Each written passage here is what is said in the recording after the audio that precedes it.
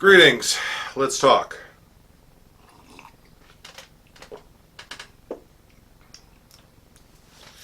So I've spent the last couple of videos kind of delving into my past. And I have a story I want to share because it's something that resonates with me. It's something that had a lot of effects on my life, but it also is a cool story. And to put some perspective on it, I consider myself for one moment of a very large, very powerful story, I had the starring role for one chapter in this book, if you'll excuse the metaphor. When I joined the SCA, one of the definitive fighting units in Ansteorra was the Lion Dragon Guard. They and the Barony of Northkeep working together were the reason that the King's Battle Ribbon was established as a recognition of a unit that fought well together in a melee environment. The Lion Dragon, to this day, I believe they still hold the record for the most times holding that award, and they held it there were several segments in the award's history where it was consecutive. Lion Dragon earned a remarkable reputation, even though there were multiple times where it was composed of maybe one or two Grant level fighters and the rest were AOAs or completely non-armigerous fighters at all. Would routinely face royal cavalry, which, all of the knights in a royal household when we were at Gulf Wars. And because of their training, because of their order of battle, because of the drill, because of their equipment, they would routinely bounce larger, heavier charges of much more experienced fighters. That was the reputation of Lion Dragon when I joined. It was my local unit, so when I wanted to fight melee, which was my thing, it was the Lion Dragon that I effectively enlisted in.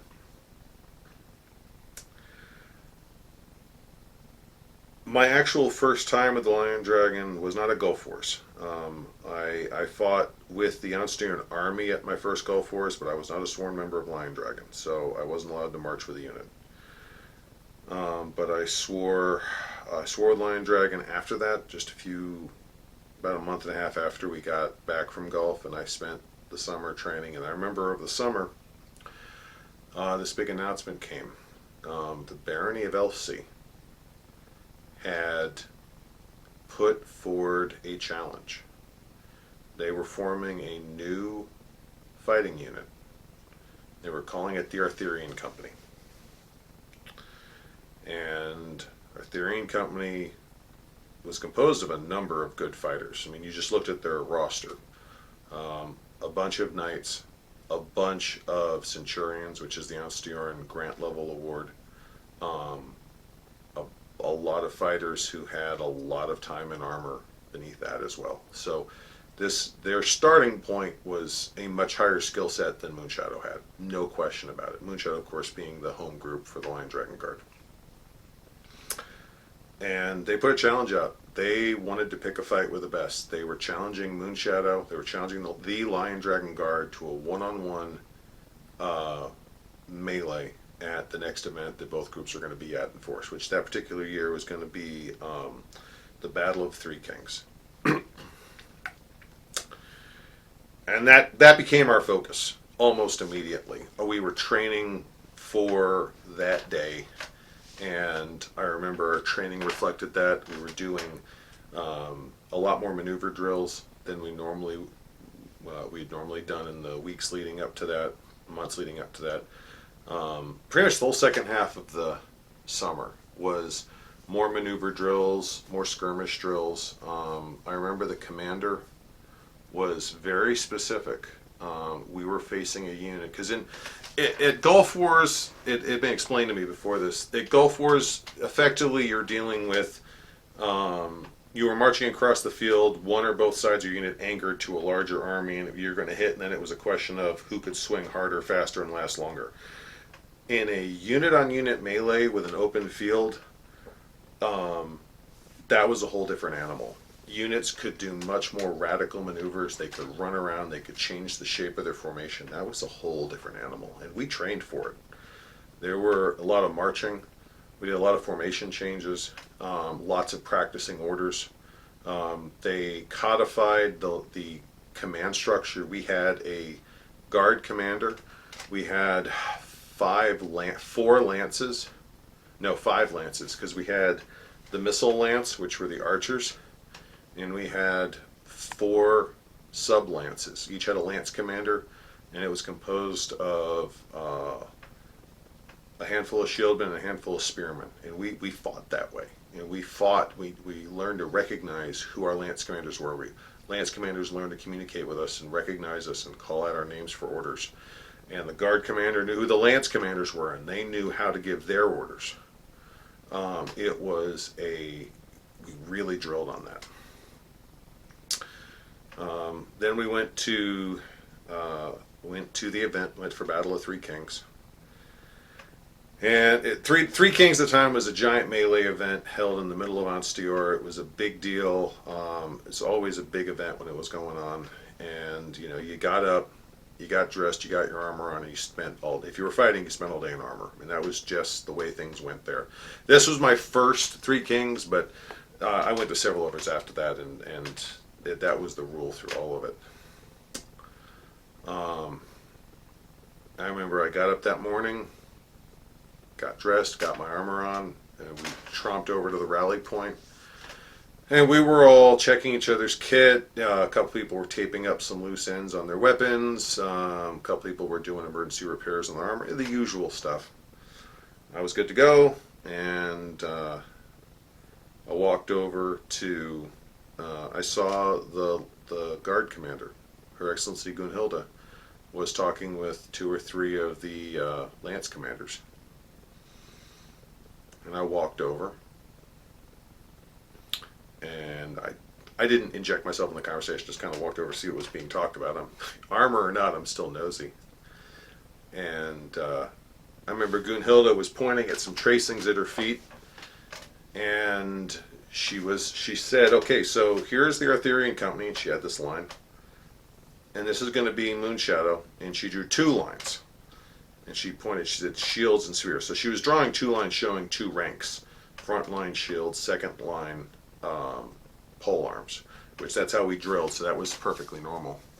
And she goes, so the plan is we advance, and when we get to this point, the guy at the end here, she points to the far end, the right end of the shields, is going to give a command, and he's going to lead the shields in a sideways charge around the enemy, and when he gets to the end where the Moonshadow line is effectively doubled in length, he's going to yell now, and all the shields are going to turn, and they're going to crash into the Arthurian company left side.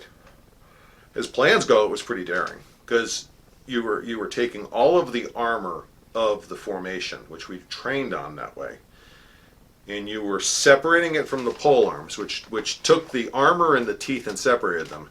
And then it turned your armor, it turned your shields into weapons. Because the shieldmen, whose primary job is to stay alive, were now going to be the first blow against Arthurian company.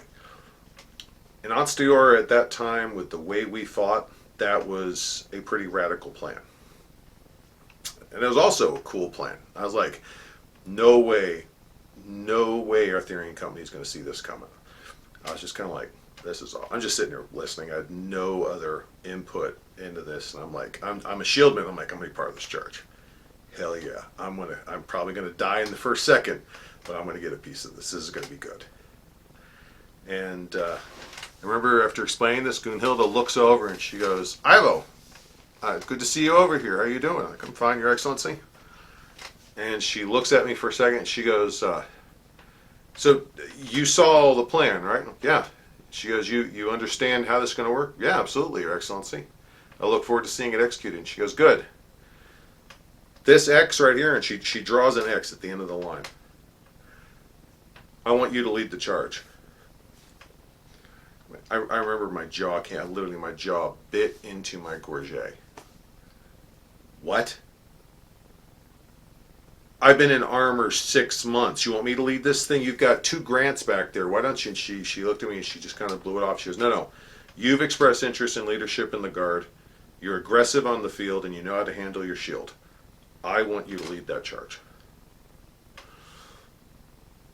I mean, I'm all for like the storybook about, you know, the hero getting selected from the masses and being chosen to lead some crazy charge. I love reading those stories. But when you're the guy getting tapped, and whether or not you do it right will decide if everyone just came down here to get their butts kicked or not, that's a different story. Like, all of a sudden, I mean, this, I don't want to call it a grudge match because there was not a grudge match, but this was a prize fight between a young up and coming unit composed of a lot of good fighters and the veteran unit who had a lot of young fighters in it. Some of the guys in our ranks had not fought before either. I was not the only rookie. And all of a sudden, the weight of this charge, all of it was on me. I'm not going to lie, that's intimidating. That's the type of thing where you spend the rest of the day going, oh my God, can I do this? Oh my God, can I do this? Oh my God, can I do this? And it is. It's terrifying for me. It was. And I'm not saying that out of some perform modesty. I'm saying that as a lot of people put a lot of money to get that far south and to get days off of work and to get their kits together, and that was a huge investment. All of a sudden, like the opening move of the reason we were going down there is being put on the shoulders of a loudmouth 19-year-old. And at the time, I was an obnoxious 19-year-old, and I know it. And I was going to lead that charge. After making her repeat herself, just to make sure I didn't hallucinate that whole conversation, I said, all right, Your Excellency, we're going to make it happen. So there was a whole day of fighting scenarios that before the big fight. So that particular year was the Scottish War for Independence, and the Lion Dragon fought on the side of the Scots. So we got to have a lot of fun with that. But then after tournament was over, came the big moment. Or after the melees were over, came the big moment, and Lion Dragon lined up on one side of the field, and Arthurian Company lined up on the other side. And I'll never forget this. There was a very small speech on the part of the Arthurian Company second officer, I believe it was. They actually had a good rank structure. And he was very clear. He said, this is not a grudge match. We're not here to prove anything. We want to see how we do going up against the best. He didn't want anger or egos leading this. He wanted this to be a good, productive fight for everyone. And I don't think that changed anything about our plans or how we were going to play this, but I got to admit, it was a nice tempo setter for what followed. But everyone got in. The two marshals who were looking at this,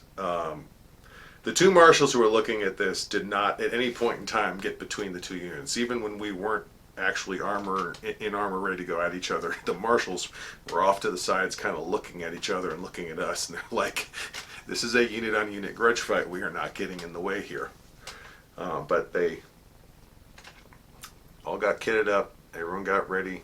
I put on my shield, I took my position on the unit's far right end, and I had my sword. I had a big barn door, 2.5 by 4 foot. It was a massive 3/4 inch plywood shield. I had it set, so pretty much I turned this way and just shrugged my shoulders to get my shield up. I was impervious, like nothing short of ballistic could have punched that shield. They called Leon, and there was a moment, and we were pretty close.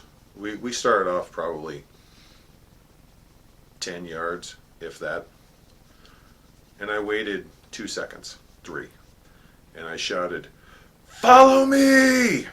And I remember I turned in such a way that my shield didn't move. It gives you an idea. I just pivoted, and we started trotting. And you watched the whole line just take off. And as soon as I was two steps past the edge of the pike line, and I turned, and we just snaked in this giant snake hook. And I went running right up to the edge. Like, here's the Arthurian Company. I went running. I led right up to here. I was about 8 feet away. and I got 2 steps past the edge of their line, and I turned in place, and I yelled, "Now!" And you heard I'll never forget this. All the shields stopped, and they all turned, and you heard this one clunk as all the shields all smashed together, interlocking, in almost unison. It was for a moment, it was such a unified sound, it actually raised all the hairs on the back of my neck. And we'd been told this. We trained how to do a reform in advance. That was something we drilled on. As soon as the shields locked, we knew we had to immediately advance or we were sitting ducks. And I remember clunk, and I remember my shield popped forward a little bit as the guy next to me locked his shield in, and we just started tromping for it. It was step, step, step. Our Arthurian company was completely caught flat-footed. They were not ready for that. They were expecting a meet-in-the-middle grind. And you watched the last 8 or 10 guys on their line. They all just kind of turned in place, and they knew that they couldn't abandon their position, but no one gave the order for them to move. They weren't told to refuse. They weren't told to fall back. They weren't told to advance. They weren't told to change formation. They were stuck, and they had not trained for that. And I remember I was the first guy to engage just because of my positions, how they planned it, how we planned it going in. And I charged in on this guy, and I remember looking at him, and there was just 2 huge round eyes. He was completely dumbstruck by how fast the situation had changed on him, and he was confused. He had no idea what to do, and the next thing he sees is my huge barn door shield mashing into his, and he tried to pop. He was a lefty. He tried to pop his sword up to get a shot off on me, and I just went block, gunk, and I laid him out. And it was a clean shot. I put my sword right in. The sword hit, came in, visor and sternus, crunch, and he went down.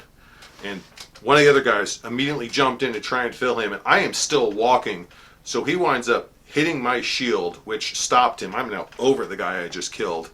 He hits my shield. I shove him back, and then I bring my shield up, and he popped his shield back to get a shot, and I went crunch. In 2 seconds, I dropped 2 of their guys, one of whom had a red cloak on, which means he was a centurion. At which point, the entire Arthurian company line crumbled. Because as soon as we did this, as soon as their line crumbled, the pole arms, as soon as all their guys turned to engage us in a very disorganized fashion, the pole arms jumped in. Because sword and board are short-range weapons. That's a lot of defense and a very short offense. But all these guys suddenly turn to engage us. Now the offensive arm of the unit is coming in, and they're like, "Oh, you turn your flanks to us. Have a nice day." At which point, the Arthurian company was completely routed at that point. They made 2 critical mistakes. We exploited them, at which point we never gave them a chance to recover from that. And we just kept the pressure on. 3-4 minutes later, we had lost 2 guys, maybe 3, as I recall. And there was 1 Arthurian company guy left standing. Honestly, it took us, of the 3 minutes that fight lasted, it probably took us a minute and a half just to chase down the last group who were trying to find some breathing room to reform and do something. And we were pressing them. This is a fight. It's like, no, we're not going to let you regroup. Now, why do I tell that story? I tell that story for 2 very different but very important reasons. First of all, very important to me. All the parts of that story I remember.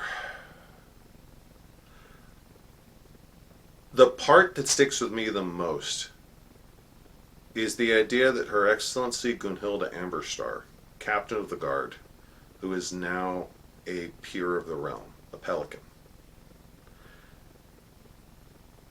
looked at me unprompted and unsolicited and said,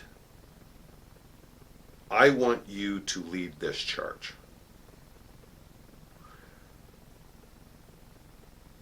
That left a mark that day And that left a mark on me that lasted for years after that, in and out of the SCA.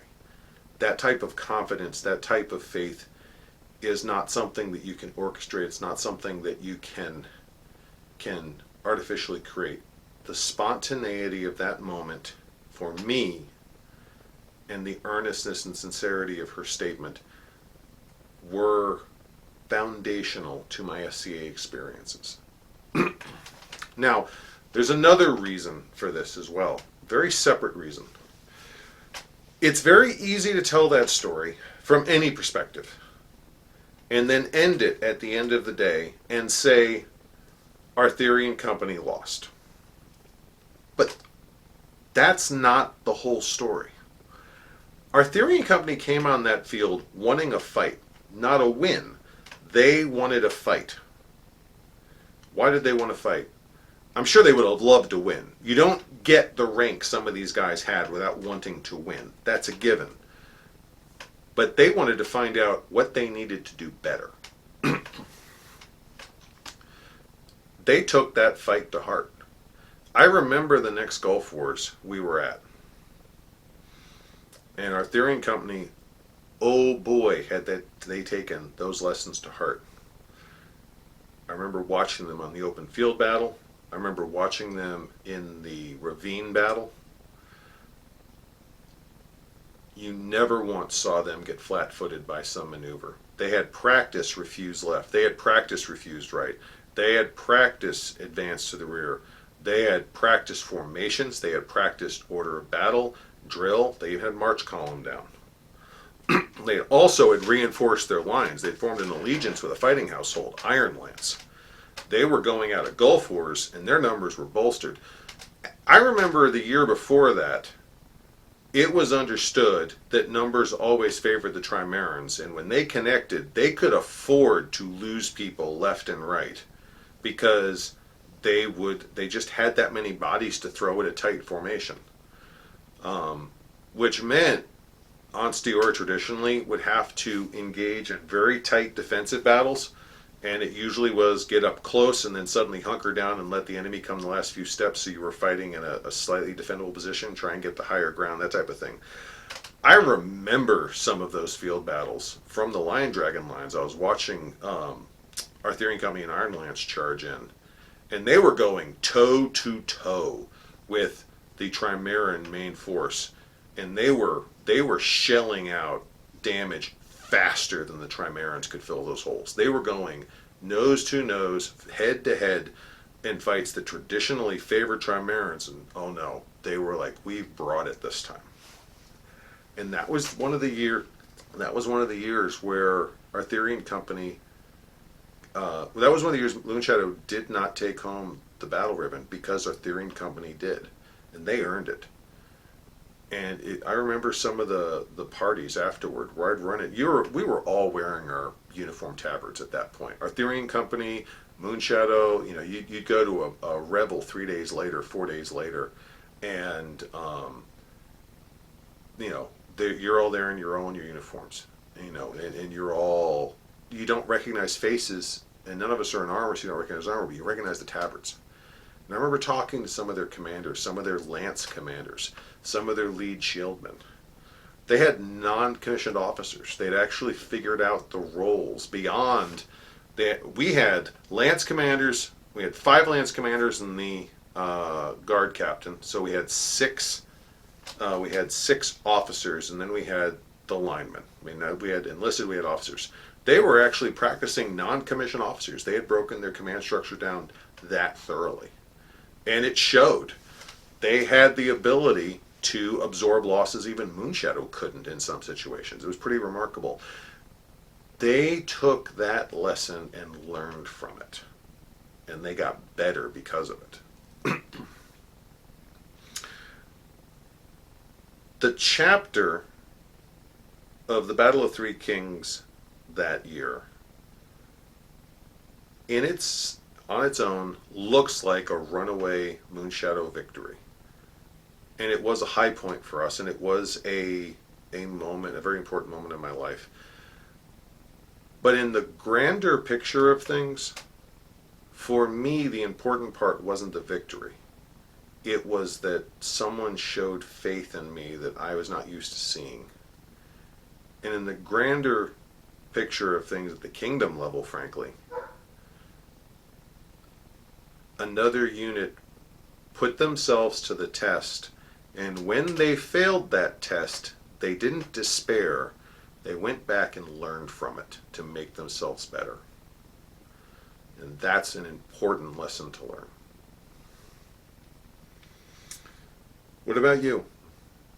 Have you ever had a moment where someone showed you unexpected faith in your abilities? Is that something you have a story about?